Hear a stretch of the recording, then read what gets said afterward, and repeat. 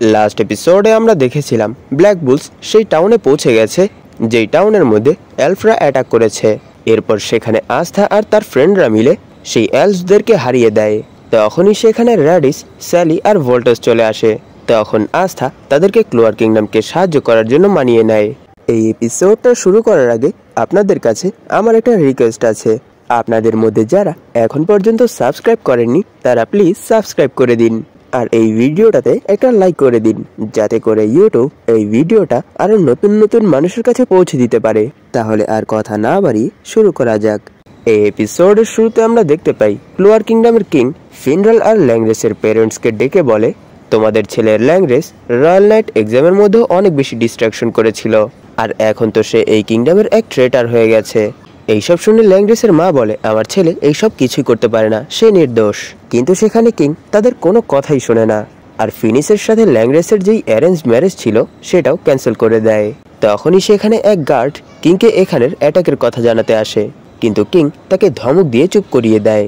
তখনই আমরা দেখতে পাই রয়্যাল ক্যাসেলের বাইরে গোল্ডেন ডনের অনেকগুলো মেম্বার চলে এসেছে, আর তারা সবাই এলফে কনভার্ট হয়ে গেছে।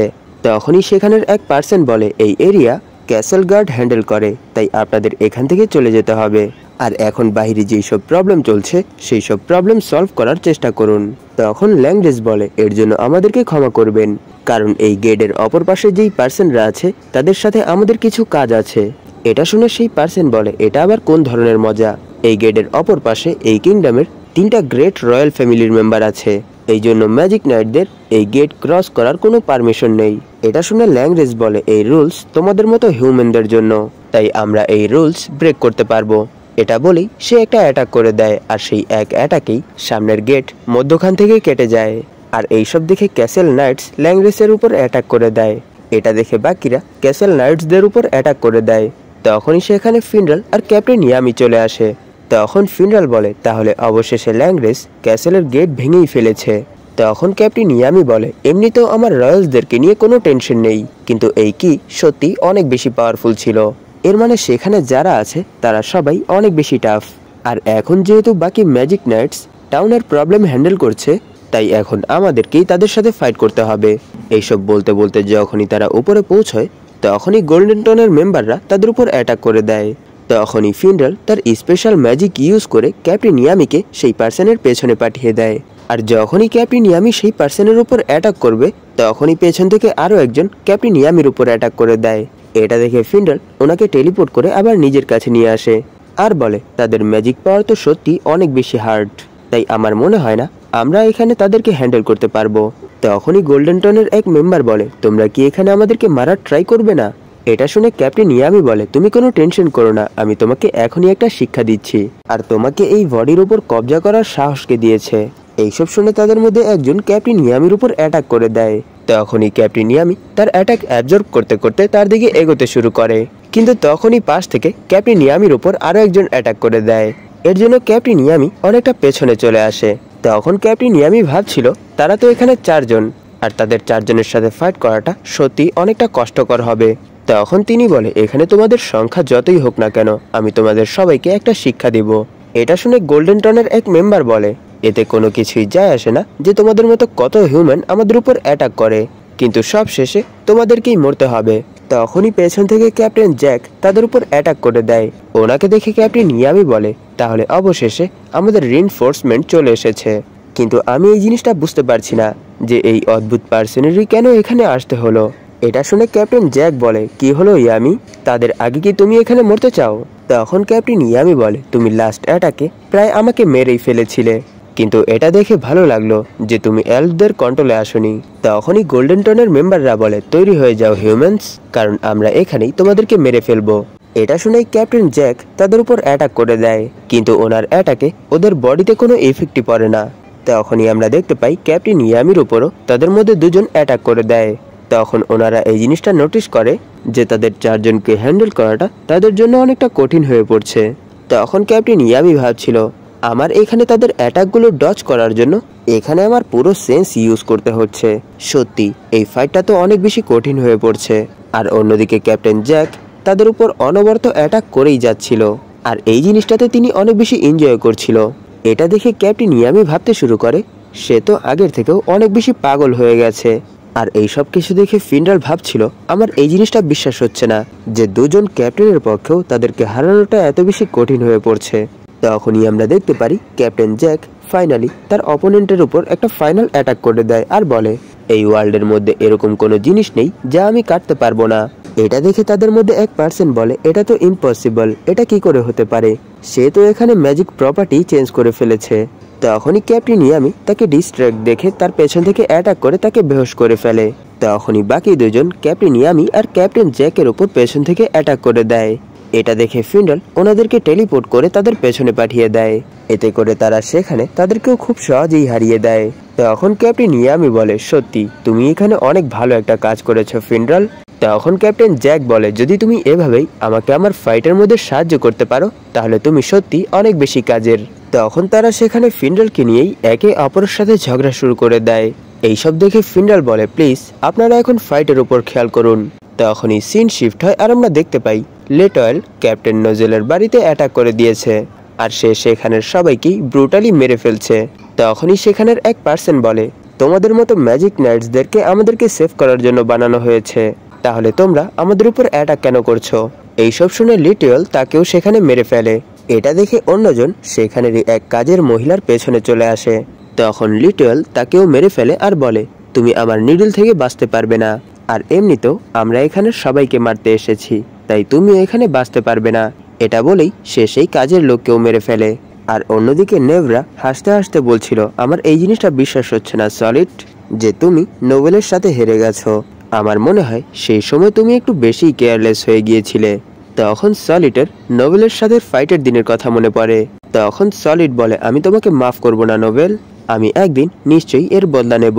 তখনই নেভরার সেখানে অনেক স্ট্রং ম্যাজিক ফিল হয় আর এরই সাথে তাদের রুমের দরজা ভেঙে লিটল চলে আসে।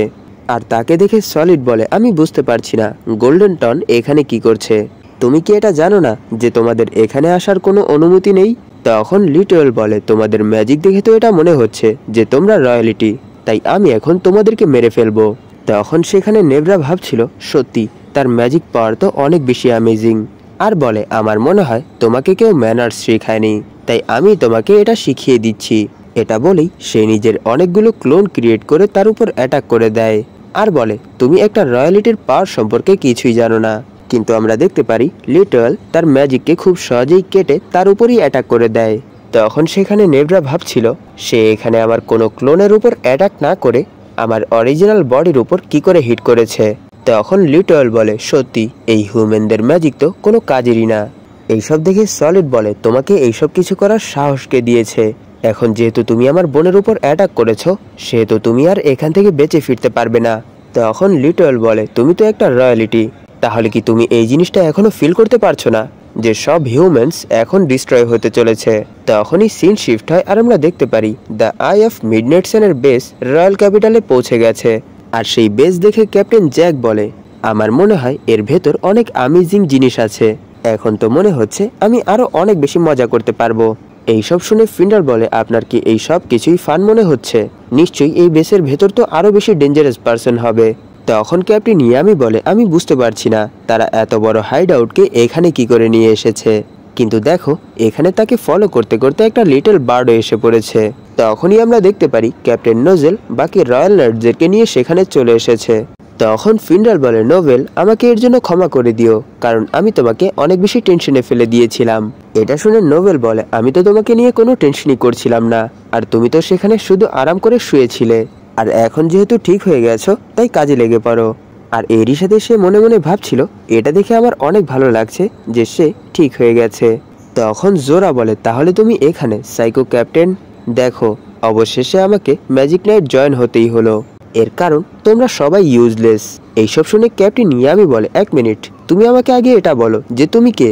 এটা শুনে জোরা অনেক বেশি শক হয়ে যায় আর এরই সাথে সে ব্ল্যাক বুলসের রোপ পরে বলে, আমার সাথে মজা করা বন্ধ করেন, কারণ আমিও এখন থেকে ব্ল্যাক বুলসেরই এক মেম্বার, আর আপনিই আমাকে এই রোপ দিয়েছিলেন, তাই আপনাকেই এই সব কিছুর রেসপন্সিবিলিটি নিতে হবে। তখন ক্যাপ্টেন ইয়ামি ভাবছিল, তুমি সত্যি অনেক বেশি লেট হয়ে গেছো, আর আমি তো ভেবেছিলাম তুমি আমাকে আরো বেশি ওয়েট করাবে। এইসব ভেবেই ক্যাপ্টেন ইয়ামি বলে, ঠিক আছে, লেট আসার জন্য নিজেকে রেসপন্স করো জোরা। আর নোজেল, তুমি এতক্ষণ কোথায় ছিলে? তোমার ঘর এই সময় অনেক বেশি ডেঞ্জারের মধ্যে আছে। তখন ক্যাপ্টেন জ্যাক বলে, যদি তুমি আরো দেরি করো তাহলে আমরাই তাদের সবাইকে হারিয়ে দেব, আর তখন তুমি শুধু দেখবে আর কিছুই করতে পারবে না। এটা বলেই তারা ক্যাসেলের ভেতর ঢুকে যায়। তখন ক্যাপ্টেন ইয়ামি বলে, আমাদেরকে সর্বপ্রথম কিংকে বাঁচাতে হবে, আর এরপর তুমি এই জিনিসটা দেখে নিও যে তোমার ঘরের সাথে কি করা দরকার। আর এটা মাথায় রেখো, এনিমি অনেক বেশি পাওয়ারফুল, তাই তাদের সাথে একাই ফাইট করতে চলে যেও না। এই জন্য তোমাদের গোল শুধু রেস্কিউ করে ফিরে আসা, আর মরার সাহসও করো না। তখন সেখানে নোবেল ভাবছিল, আমি এটা কখনোই ভাবিনি যে আমাকে আমার ঘরে এরকম সিচুয়েশনে আসতে হবে। তখন জোরা তাদেরকে পেছনে ফেলেই আগে যেতে যেতে বলে, আমার রয়্যালসদেরকে নিয়ে কোনো টেনশন নেই, তাই আমি নিজের মতো করেই কাজ করব। আর এরই সাথে সে ভাবছিল, আমাদের এনিমি অনেক বেশি স্ট্রং, তাই আমরা এখানে যাই করব আমাদেরকে ভেবে শুনে করতে হবে।